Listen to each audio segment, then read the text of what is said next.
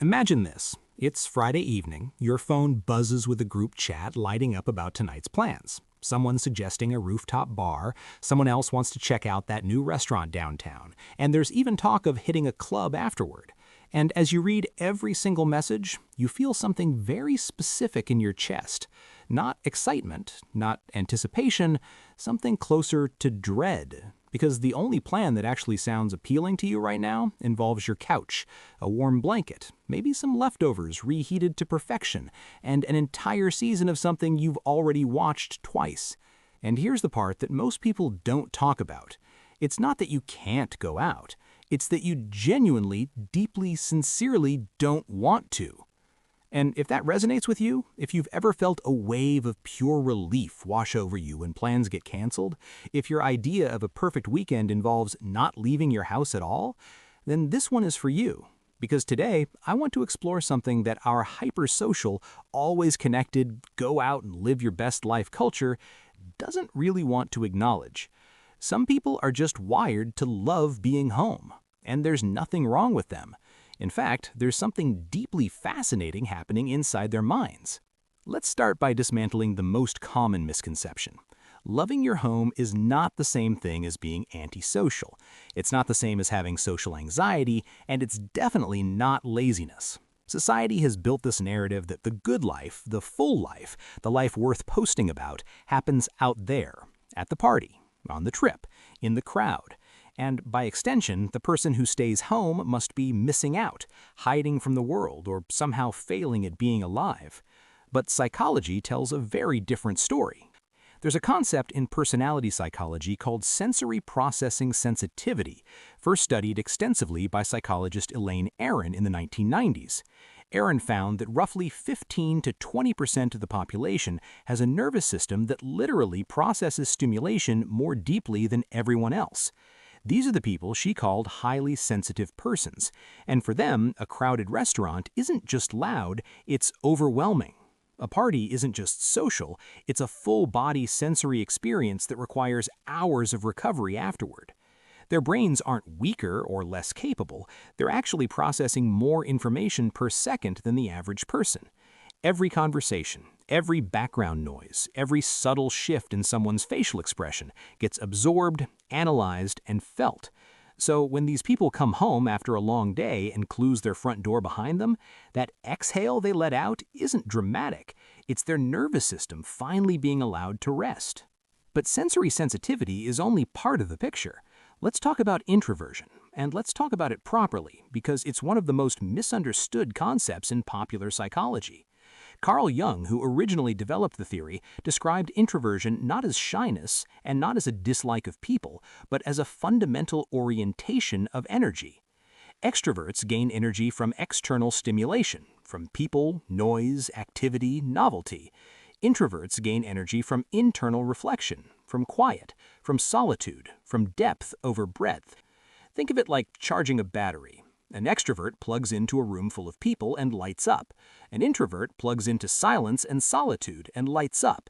Neither is broken, they just have different charging ports. And this explains something really important. When a homebody turns down an invitation, they're not rejecting you.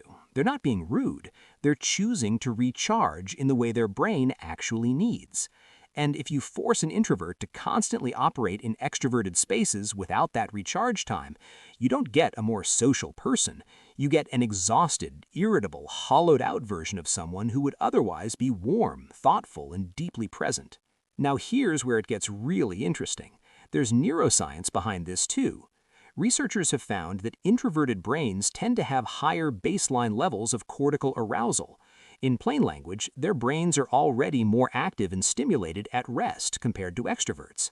So while an extrovert might need a loud party to reach their optimal level of stimulation, an introvert reaches that same level by reading a book with a cup of tea. They're not understimulated at home, they're perfectly stimulated. The outside world doesn't add to their experience, it overloads it. There was a fascinating study published in the journal Frontiers in Human Neuroscience that looked at dopamine pathways in introverts versus extroverts. Extroverts showed stronger activation in dopamine-driven reward circuits when exposed to external stimuli, things like social interaction, novelty, risk. Introverts, on the other hand, showed stronger activation in acetylcholine pathways, which are associated with inward attention, reflection, and a calm kind of pleasure. So when you're sitting at home feeling perfectly content doing absolutely nothing that would make an interesting Instagram story, your brain is literally rewarding you for it. You're not missing out. Your neurochemistry is throwing you a quiet little party of its own. But let's go even deeper, because I think there's a psychological layer here that almost nobody talks about. For many people who love staying home, their home isn't just a location, it's an identity. It's a carefully constructed environment that reflects who they are at their most authentic. Think about it. You chose the colors on your walls, or at least you chose the tapestry covering the walls your landlord won't let you paint. You arranged your space in a way that makes sense to your brain. The lighting is how you like it. The sounds are ones you control. The temperature, the smells, the textures, everything in your home is a curated extension of your inner world. And when you're in that space, you're not avoiding life. You're living in the version of it that feels most like you. There's actually a psychological concept called place attachment, studied in environmental psychology, that describes the deep emotional bond people form with specific spaces. For homebodies, this attachment is especially strong. Home becomes what psychologists call a restorative environment, a place that replenishes cognitive resources, reduces mental fatigue, and allows for what attention restoration theory calls soft fascination, that gentle, effortless state of awareness you feel when you're gazing out your window, listening to rain, or just sitting in a space that feels entirely yours. It's a kind of meditation that doesn't require any effort because the environment does the work for you. And can we talk for a moment about the creativity that happens at home? There's a reason so many writers, artists, musicians, and thinkers throughout history have been devoted homebodies. Marcel Proust wrote most of his masterwork from a cork-lined bedroom. Emily Dickinson created some of the most powerful poetry in the English language while rarely leaving her family home. Isaac Newton developed calculus during an extended period of isolation at his countryside estate. Solitude and familiar environments don't stifle creativity, they create the conditions for deep thinking, for ideas to simmer and connect in ways that are impossible when you're constantly bombarded by external noise. When your brain isn't spending its energy navigating social dynamics, processing sensory input, or figuring out where to park, it's free to wander. And a wandering mind, research shows, is a creative mind. A study from the University of California found that periods of mind wandering, the kind that happens naturally when you're in a comfortable, unstimulating environment, are directly linked to creative problem solving and insight. So the next time someone tells you you're wasting your weekend by staying home, remember that your brain might be doing some of its most important work precisely because you gave it the space to do so. Now, I want to address something that might be sitting quietly in the back of your mind as you watch this: the guilt. Because even if everything I've said resonates with you, even if you know deep down that staying home is what genuinely makes you happy, there's probably a small voice whispering that you should be doing more, going more, being more. And that voice isn't really yours. It's the voice of a culture that has equated busyness with worth and socializing with success. Social media hasn't helped. When everyone's feed is full of brunches and beach trips and Friday night adventures, choosing to stay home can feel like choosing to be left behind. But here's what I want you to sit with. Happiness is not one size fits all. The research consistently shows that life satisfaction comes not from following a script of what joy is supposed to look like, but from living in alignment with your own temperament, your own values, and your own needs.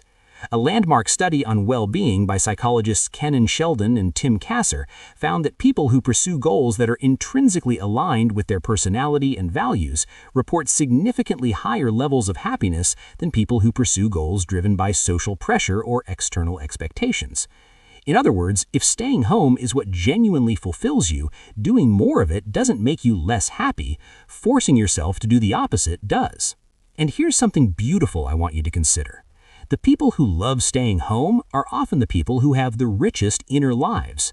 They're the ones who notice small things, the way sunlight moves across a room in the afternoon, the sound of rain against a window, the particular comfort of a meal eaten slowly without anywhere to be. They're the ones who build deep, meaningful relationships with a few people, rather than shallow connections with many. They're the ones who know themselves, truly know themselves, because they've spent time in the one place where there's no performance, no mask, and no audience: home. So if you're someone who has ever felt like something was wrong with you because your favorite place in the world is the place you already are, let me say this as clearly as I can. There is nothing wrong with you. Your brain is wired beautifully. Your need for quiet is not weakness. Your love of solitude is not loneliness. Your home is not a hiding place. It's your headquarters.